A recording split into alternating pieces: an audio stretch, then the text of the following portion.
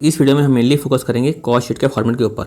तो दोस्तों cost sheet का देखेंगे फॉर्मेट, इसका 4 नाम दिया हुआ है, वो मेरा तरीका था, ये फुल फ्लैश फॉर्मेट है। ठीक है, तो सबसे पहले दोस्तों आता है डायरेक्ट मटेरियल कंज्यूम्ड। क्या आता है? Direct material consumed. फिर आता है डायरेक्ट लेबर, फिर आता है डायरेक्ट एक्सपेंडिचर। तीनों को ऐड करने के बाद आता है प्राइम कॉस्ट। दोस्तों डिटेल में देखना हो तो आप इस लिंक में जाकर देख सकते हैं, डिटेल में कॉस्ट शीट समझाया हो जिसमें पूरा लॉजिक के साथ मैं याद भी करवाया हूँ। तो यहाँ पर अपन मेनली रीजन के साथ समझेंगे, है ना, लेकिन थोड़ा शॉर्ट में समझेंगे। देखो दोस्तों, कॉस्ट जो होती है दो तरह की होती है। कौन सी होती है? एक डायरेक्ट कॉस्ट होती है, दूसरी होती है इनडायरेक्ट कॉस्ट। एक डायरेक्ट कॉस्ट या इनडायरेक्ट कॉस्ट। तो डायरेक्ट कॉस्ट यानी क्या होता है? जो डायरेक्टली आइडेंटिफिएबल होती है। लाइक डायरेक्ट मटेरियल, कपड़े को देख, शर्ट को देख के मालूम चल जाएगा कि इसमें मटेरियल लगा हुआ है। शर्ट में मालूम लगेगा कि भैया हमने 1000 का लगा मटेरियल, 500 रुपये लेता है लेबर का, और मान लो किसी कंपनी का नाम यूज़ करते हैं तो उसका लगता है 50 रुपये। एग्जाम्पल के लिए ले रहा हूँ, उसको नाम देते हैं हम लोग रॉयल्टी का। क्या नाम देते हैं? रॉयल्टी का। तो ये होता है मुख्य खर्चा, इसलिए इसको बोलते हैं प्राइम कॉस्ट या फिर इसको बोलते हैं डायरेक्ट कॉस्ट। ये मुख्य खर्चा होता है, मुख्य खर्चा। बाकी देखो, बाकी खर्चा क्या होता है? एक डायरेक्ट खर्चा, दूसरा होता है इनडायरेक्ट खर्चा। इनडायरेक्ट खर्चा यानी कि जैसे फैक्ट्री में काम चलता है ना, फैक्ट्री का खर्चा, फैक्ट्री ओवरहेड, फैक्ट्री का रेंट, सैलरी वगैरह। ठीक है, उसके बाद ऑफिस का खर्चा, तो office and administration overhead, office का खर्चा, है ना। उसके बाद सेलिंग करना है तो सेलिंग एंड डिस्ट्रीब्यूशन का खर्चा। ठीक है, तो उसको मैं याद करने के लिए क्लास में बताता रहता हूँ। उसको ऐसा रखना, पी यानी कि प्रोडक्शन, फैक्ट्री बोलो या प्रोडक्शन बोलो, तो प्रोडक्शन ओवरहेड बोलो या फैक्ट्री ओवरहेड बोलो, एक ही मतलब है, क्योंकि फैक्ट्री में क्या होता है? प्रोडक्शन होता है। और ऑफिस एंड एडमिशन ओवरहेड, तो याद रख लो ए, तो office and admin overhead. S and D यानी कि होता है एस, यानी कि सेलिंग एंड डिस्ट्रीब्यूशन ओवरहेड। तो इनडायरेक्ट कॉस्ट में 3 चीज़ें आएगी। कौन कौन सी चीज़ आएगी? Production overhead, office and administration overhead और सेलिंग एंड डिस्ट्रीब्यूशन ओवरहेड। तो प्यारे दोस्तों, सबसे पहले हम लोग ऐड करेंगे फैक्ट्री ओवरहेड को, हम लोग ऐड करेंगे तो आएगी हमारी फैक्ट्री कॉस्ट। क्या आएगी?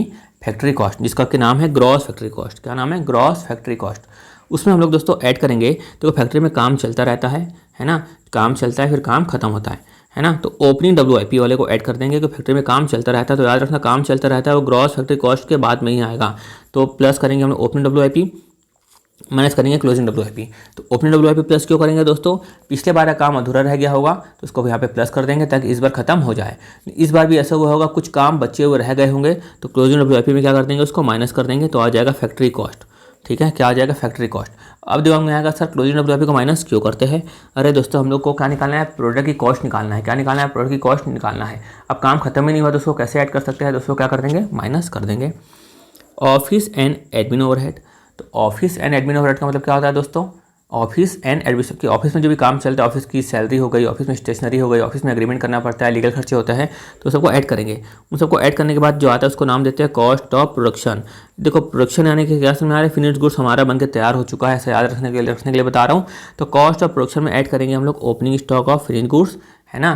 ओपनिंग स्टॉक फिनिश्ड गुड्स जैसे करते थे परचेस में अपन, purchase plus opening FG minus closing FG, तो क्या आता था हमारा? COGS। वैसे ही यहाँ पर कॉस्ट ऑफ प्रोडक्शन है। क्या है? कॉस्ट ऑफ प्रोडक्शन किसकी जगह? परचेस की जगह। तो cost of production plus opening stock of FG minus closing stock of FG, तो आएगा हमारा कॉस्ट ऑफ गुड्स सोल्ड।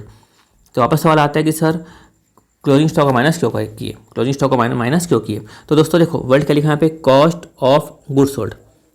हमारा मेन क्या है? काम है बेचने का। हमारा मेन काम क्या है? बेचने का। दोस्तों जो हम लोग सोल्ड की है, सोल्ड, उसकी कॉस्ट कितनी है? जो हमने सोल्ड किया है उसकी कॉस्ट कितनी है? अरे दोस्तों, जो चीज़ हम बेचे उसकी कॉस्ट निकालना है, जो चीज़ बेचे उसकी कॉस्ट निकालना है, तो हमने क्लोजिंग स्टॉक जो बच गया उसको तो हमने बेचा ही नहीं है, तो उसको क्या कर देंगे? माइनस कर देंगे, क्योंकि जो बिका है उसकी कॉस्ट निकालना है। तो क्लोजिंग स्टॉक तो शामिल है ही नहीं, जो बिका है उसमें, वो तो बच गया है ना। तो उसको क्या करते हैं? उसको माइनस कर देते हैं। उसके बाद आया हमारा कॉस्ट ऑफ गुड्स सोल्ड, फिर ऐड करेंगे हम लोग सेलिंग एंड डिस्ट्रीब्यूशन ओवरहेड को, तो आता है हमारा कॉस्ट ऑफ सेल्स। क्या आता है? Cost of sales. तो सेलिंग को ऐड किए तो सेल्स, ठीक है, ऐड करेंगे प्रॉफिट, तो आ जाएगा हमारा सेल्स। ये थी हमारी कॉस्ट शीट।